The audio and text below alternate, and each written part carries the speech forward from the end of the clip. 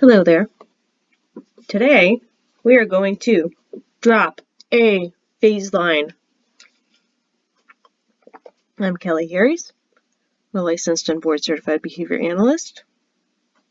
We're going to do some graphing. So let's get started.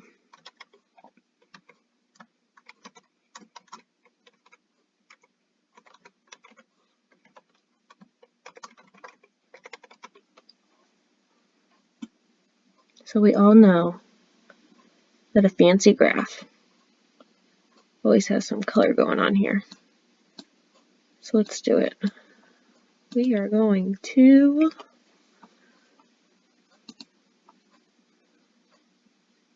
fill the bar. I feel like a lot of people like to do like a green or a blue. And you know, the blue is just looking really good to me, so let's do it. Just highlight that whole row there, fill it in blue. Okay? So we'll start with today's date.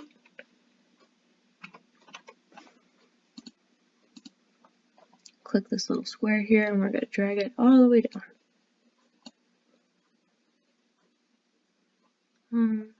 So let's pretend that a treatment plan is starting today, like we're starting data collection today. So we are going to drag this right on into May. Or October. Whatever, doesn't matter. Everything is good. So let's put in some fake data here. We're going to see the client every other day for a weekend off.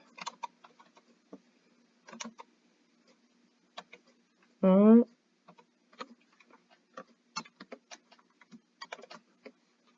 Here we go. Let's see some results here. So what we're going to do is we're going to write our phase line in this area. So you can either replace the date or you can just insert an entire row above it. And we are going to start at full physical prompting. And the next day, the student starts scoring 100%.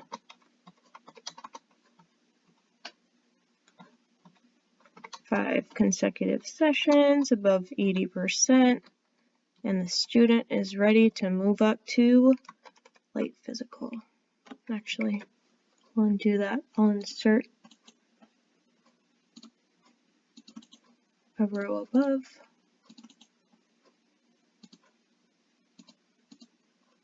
Light physical. So in the phase line section where I'm writing 100%, it's because I want the line to begin at the top of the graph, and the 100% is the highest that a student can score.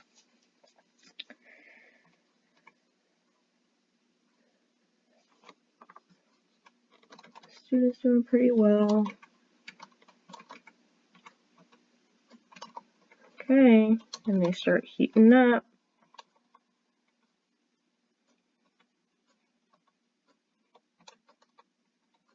Cool. Time to go to gesture.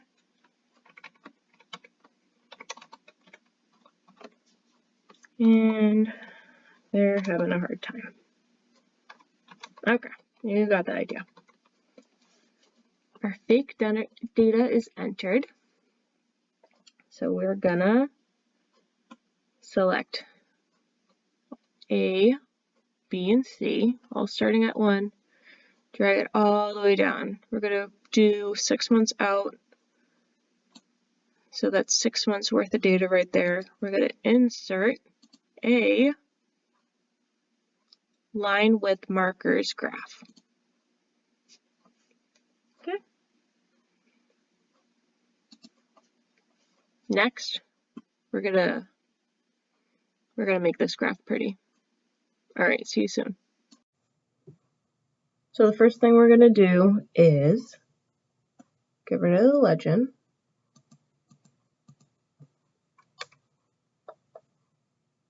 And we're going to change the title to our graph.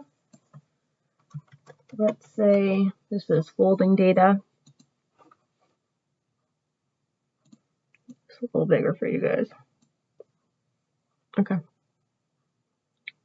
We're going to hit this add button, chart elements, and we're going to add access titles, and we're going to get rid of the grid lines.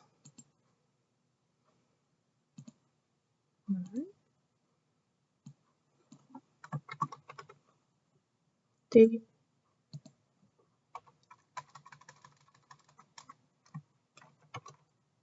Percent accuracy. Wonderful. So we are going to right click this vertical axis here and format it so the maximum is only 100.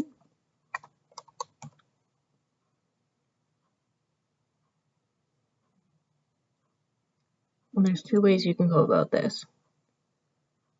What we're going to do is we're going to click any phase line. Oh, I just realized the data points aren't connected. So we're going to right click and go back to select data, hidden and empty cells, and connect data point with line. Hit OK, and now we're good to go. So click on any baseline here, right click, format data point. We're going to make sure we're on phase line, series phase line, and get rid of that line. Okay.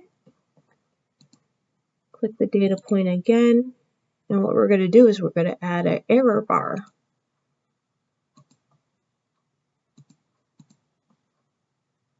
Right click, double click. For series options, we're going to go to phase line error bar. We want it going in the minus direction. So the phase line goes from the top to the bottom of the graph, and the fixed value we're going to make 100 because that's as big as the graph goes. So now you have your phase lines here. Beautiful. If you'd like, you can format this data point here by double clicking and disconnecting the line so you can see the separation from when the phase line was implemented. This one's tricky here. This blue one, I'm gonna make the graph bigger. Okay, let's click it. Oh, nope. Nope. Okay, let's keep trying. It is sometimes about the journey more than the destination.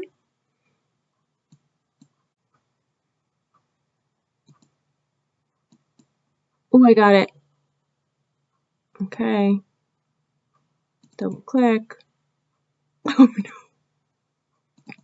I lost it. Got it. Awesome. All right, and here is your final graph. So, as you can see, the phase line doesn't always come up on the bottom where the dates are. And that's because we have so much data in here that all the text is tied together. So what you can do is you can either add a text box and label each phase line, but as you change the graph, you're going to have to keep moving the text box. Another thing that you can do is you can change the sample size. So instead of the cell going all the way to 185, we're going to just go to 85. And the data points still didn't all pop up. That's okay. Double click. We're on format access here.